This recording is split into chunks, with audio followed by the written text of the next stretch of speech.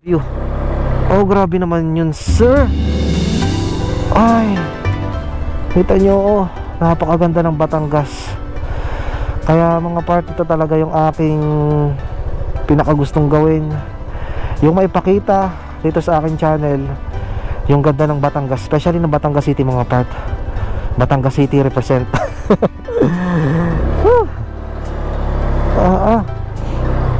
Ayun, buhat dito ay matatanaw ang Bulkang Taal. Hindi ko lang sure kung tanawin nyo, pero kung nandito kayo mga part, kitang kita nyo yun. Tapos yun, Mount Makulot. Tapos yun yung mga bundok na hanggang ngayon ay hindi ko mataas yung bundok na yun, oh. Mas mataas pa mga part sa Mount Banoy. Hindi ko alam kung nakikita nyo, pero sigurado ako mas mataas yung sa Mount Banoy mga part. Oh, bihira ko lang makita yun. Picture nga natin si Blossom dito.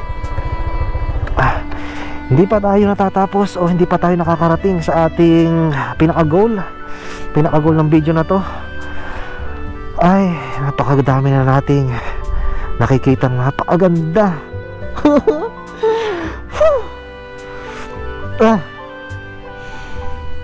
Napakaganda talaga. Nilalamig pa niyan ako, partida mga part. Ay, grabe naman yun, sir. Ngayong papalapit nga pala ang summer, ay siguro mas palagi tayong mapupunta sa sa mga parting pabundok, or siguro malilesen pala yung parting pabundok, pero much better ko yung parting pabundok na may nakikita din tayong ganyang view ng karagatan.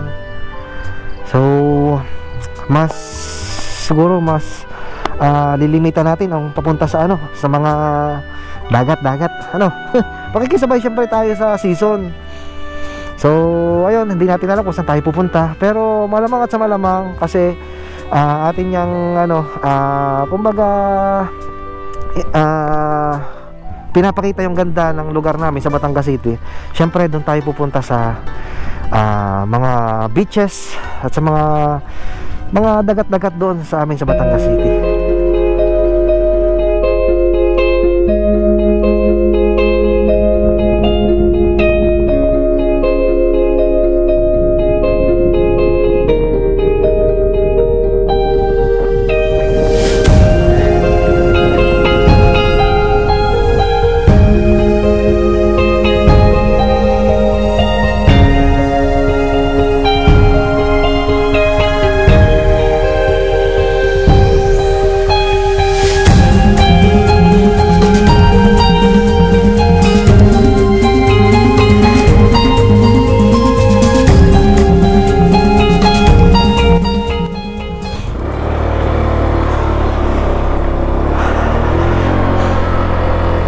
Okay, pwede ko nang i-X to. Tanaw ko na naman kung nasa saan na tayo. Okay, done na.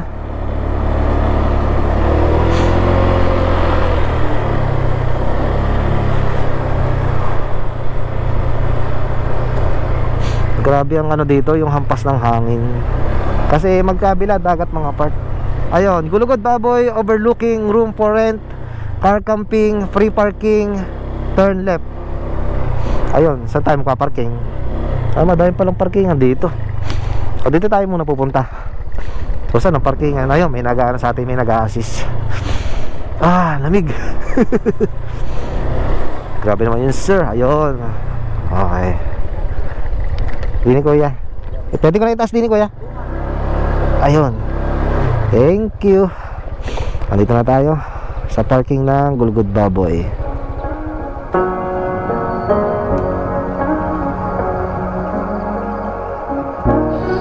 Hello. Take 2 na to mga part. Dito na ako sa packet na to. At nakita ko lang na palobat na pala yung battery. So bumaba ako. Ayun, nado natin parking. Oh, daming mga uwak. Ayun landslide data yun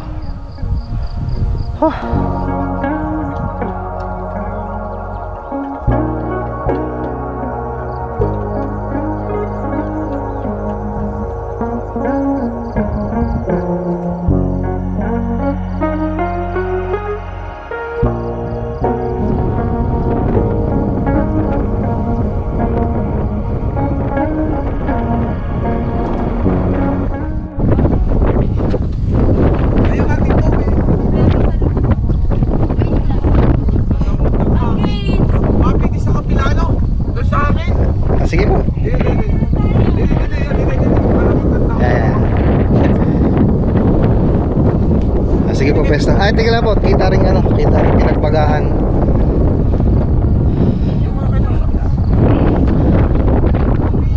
Okay, ready.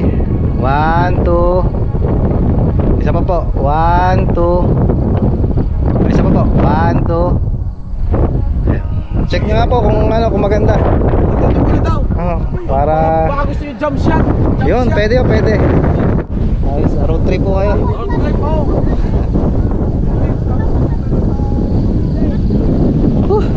Ang lakas ng hangin. May nakilala pa tayo mga bagong kaibigan nagpa-picture sa atin. Di ko sigurado kung marinig nyo ko dito. Napakahangin at negative na magpalipad tayo ng drone dito mga part. Kita naman nyo yan, no? Nadadala yung mga damo.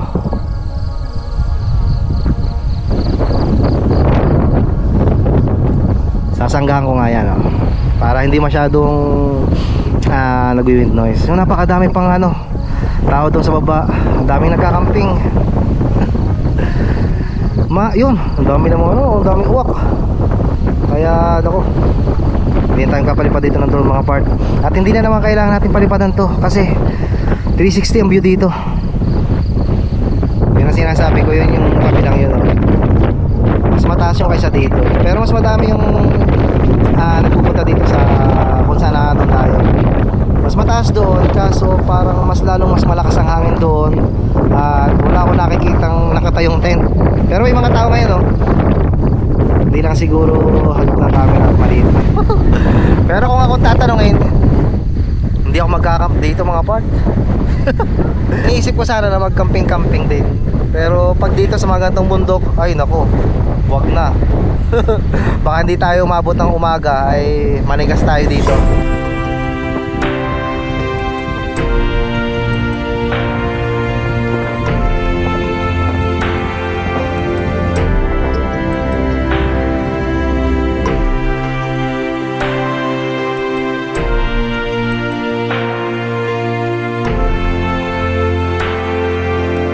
So tumago na ako mga part dito at napakahangin. Hindi ako makapag-vlog doon mga part. Hindi nyo maintindihan yung aking pinagsasabi doon.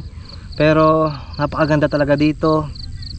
At same din lang naman ng, ng Mount Banoy. Madami kayong makikitang napakagandang view buhat sa itaas. Kasi kaliwat kanan ay makikita niyo yung napakagandang tanawin. So, madami pa nag-aakyatan. So maulit ko nga lang pala mga part, nung pagdating natin doon ay may nag-assist naman agad.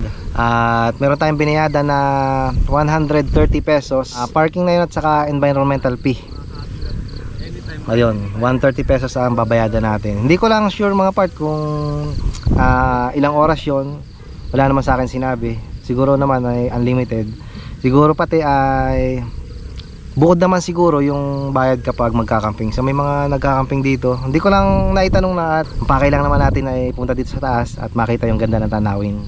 Para sa mga mahihilig mag-hike at dahil sa kasama sa 7th Summit itong Mount Gulugud Baboy, ay kumbaga pwedeng pwede ito sa mga beginners. Kasi napakalapit lang buhat dun sa parking, mararating nyo itong itaas. So itong kinatatayuan natin ay from parking area ay siguro mga 4 to 5 minutes mararating natin. Pero doon sa kabila mga part, ayun, sa may mas mataas pa dito ay siguro mga 10 to 15 minutes bago marating yun.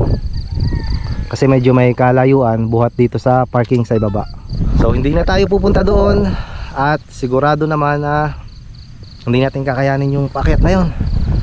At ayun, medyo hapuin tayo, kaya mas pinili ko na puntahan ito. Kumbaga napanood ko nga, kagaya na sabi ko kanina, madali lang akyatin at hindi tayo masyadong mapapagod. Plus pagdating natin sa taas, makikita natin ang magandang view.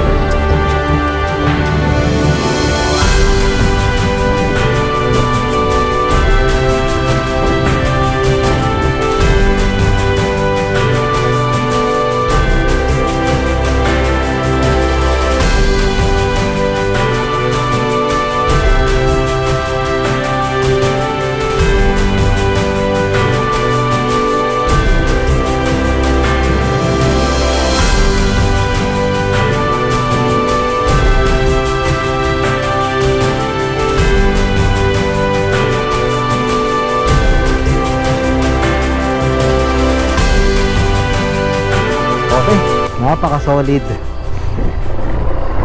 The four-way test of the thing we think, say or do. First, is it the truth? Second, is it fair to all concerned? Third, will it build goodwill and better friendship? And fourth, will it be beneficial to all concerned? Yan ang pinaka ano dito, kumbaga landmark, Mount Gulugod Baboy. Madaming ano pwedeng pagkampingan dito mga part. Yung pinuntahan natin pwede doon kaso sobrang hangin. Tapos dito sa kabilang ito may pay parking. Bukod-bukod ang parking. Teka lang, iba-iba ata may-ari. Pay parking, motor ay 20 pesos, 4x4 ay 50. Okay, yung ibig sabihin natin ng 4x4 ay mga 4 wheels. So yung campsite yun mga part. Yan pwede ditong ano, ang pwede kung di ako nagkakamali ha, dahil may daang ng ano ng sasakyan, pwede dito ang car camping. Kasi doon sa pinanggalingan natin ay akit ka talaga, hindi yun ano, hindi yun madadalang sa akin doon sa itaas, kasi ito nga yung parking itong baba. So itong isa pa, yung mismong, kasi kapag sinearch nyo sa Google Maps, mismong pinakasamit ng Gulugod Baboy ay yung nasa kabilang yun. So pangalawa lang siguro itong pinuntahan natin, pero may kalayuan yung lalakadin kapag doon sa kabila. So diretso tayo. Ayun, yung mga galing to doon sa kabila.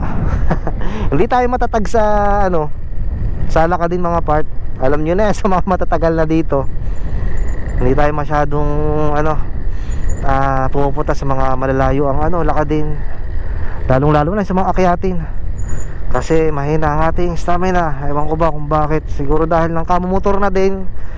At ayun, wala tayong masyadong naging exercise. Ayun, napakaganda ng ano, ng pwesto dito. Goods na goods sa mga nag-hike at mga nagkakamping.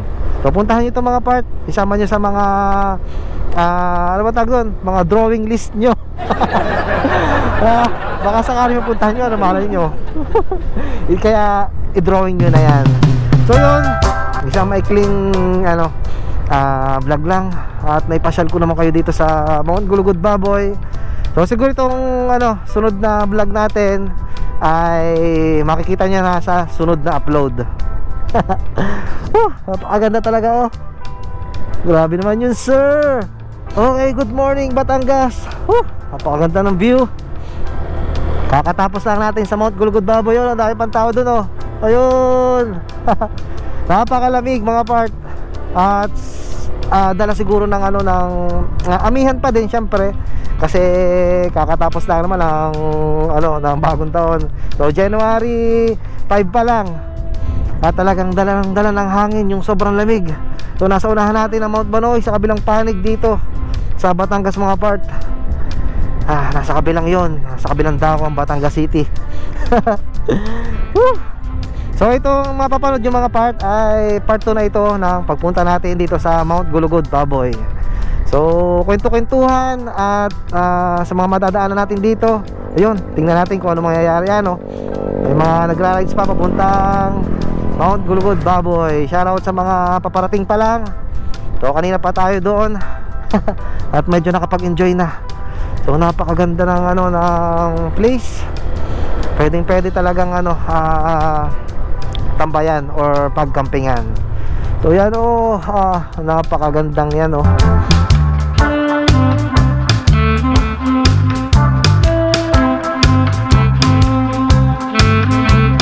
Sa likodan ay makikita nyo ang ano bang tawag ito? Nasugbu, ano bang tawag? Nawala na naman ako. So dahil na tayo dito, pamali-mali na tayo okay. Ayun, ay Lomi House ito, pero tingnan natin, parang abandonado na. Nakalagay kasing menu oh, Lomi, yan oh, Jumbo 150, large 100, medium. Masarap dito, try nyo na. Thank you. Pero parang ano, abandonado. abandonadong lumian dito sa may ano, paket ng Gulugod Baboy. Pero ang ganda niya oh. Bakit kaya to ano?